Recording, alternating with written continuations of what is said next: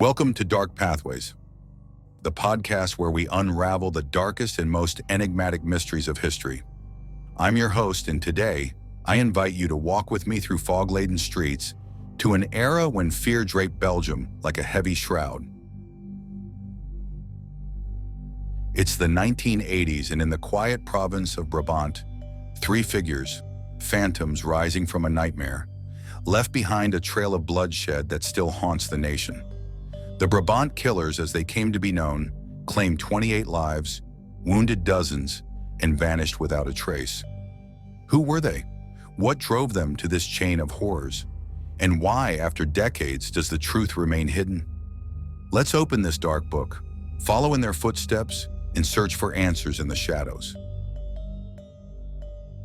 Picture Belgium in 1982. The small towns of Brabant buzz with life. Families shop at local supermarkets, friends gather in cozy restaurants, and streets glow under the warm light of lanterns. But amidst this everyday tranquility, three men appeared from nowhere, bringing terror in their wake. The authorities gave them nicknames based on the accounts of the few survivors.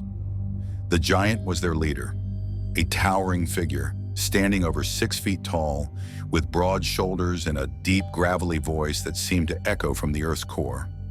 Witnesses spoke of his menacing presence, how his black trench coat billowed like bat wings as he issued commands. The killer was the executioner, leaner, with swift, almost mechanical movements. His face, concealed behind a ski mask or stockings, was never seen, but his eyes, black, cold, devoid of emotion, burned into the memories of those who met his gaze. Finally, the old man was the silent driver. With gray hair and deep wrinkles, he sat at the wheel of their stolen getaway car, eyes fixed on the road, mute and motionless, as if detached from the chaos around him. Who were these men? Speculation abounded. Some believed they were former soldiers, trained in survival and evasion tactics. Others whispered they were rogue members of Belgium's gendarmerie. There were even theories they were mercenaries, hired by shadowy forces to sow terror. But their identities remained a mystery, like a locked box no one could open. The story begins on March 14, 1982, in a small gun shop in the town of Dinant. It was a quiet afternoon, and the owner, Marcel, a middle-aged man with a passion for firearms, was wiping down his counter. Three men burst in, their faces hidden behind masks. Marcel, thinking they were customers, asked if they needed help. Instead of an answer, the killer raised his pistol and fired, striking Marcel in the chest. He collapsed, and the perpetrators grabbed handguns and ammunition before vanishing.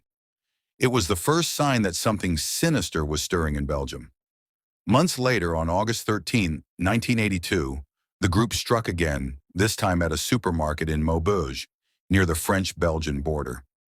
It was a warm summer day, and the store was bustling. An elderly woman picked out vegetables, a father held his young son's hand, an employee stacked shelves. The three men entered, weapons drawn. They didn't demand cash from the register. Instead, they bizarrely requested boxes of tea and bottles of wine. Customers stared in confusion until Pierre, a young clerk, tried to intervene. The killer fired without hesitation, and Pierre fell dead, his blood pooling on the floor. Screams filled the air, but the perpetrators were gone before the police arrived. The attacks continued, each bolder and bloodier than the last.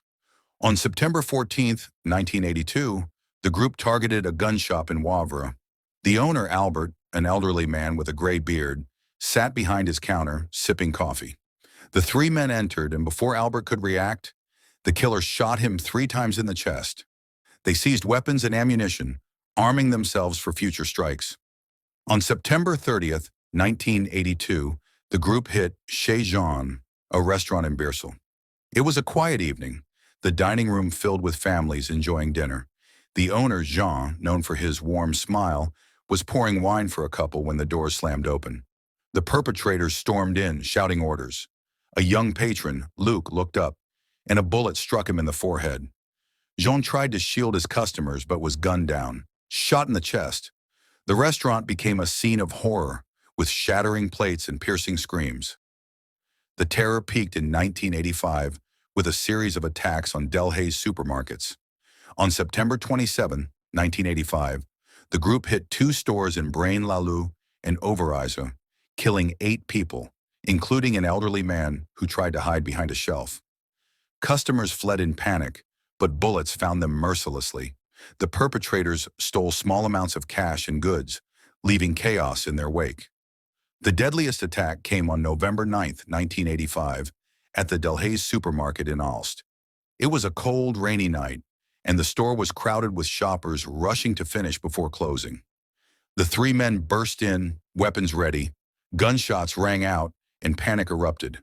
8 people died, among them Rebecca, a 9-year-old girl.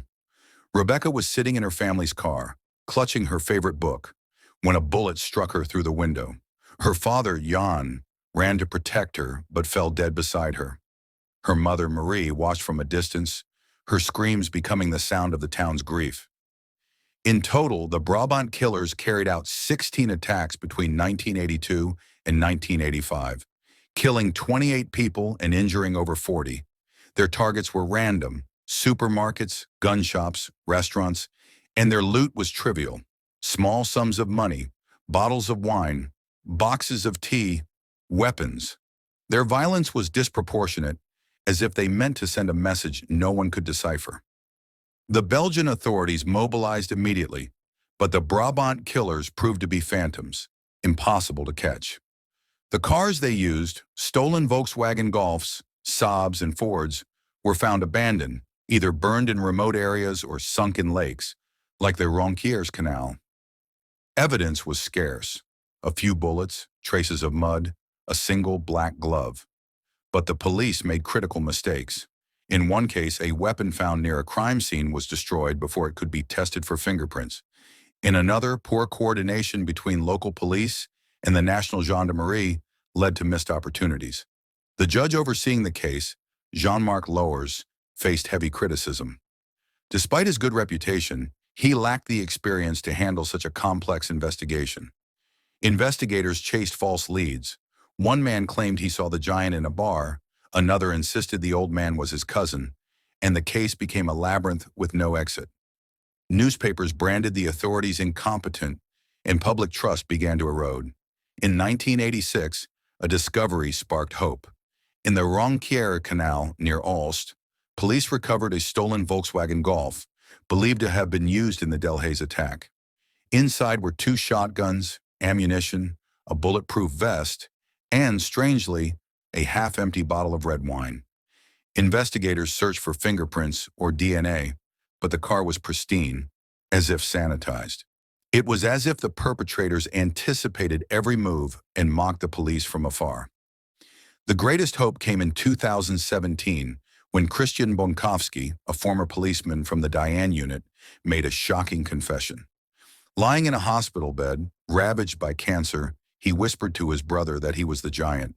He claimed he had participated in the attacks alongside other former colleagues, but died days later before providing details. His confession sent shockwaves, but authorities couldn't verify it. No physical evidence linked him to the crimes, and Bonkowski took the truth to his grave. The police's failure to apprehend the culprits gave rise to dark theories that circulated in Belgium's cafes and town squares.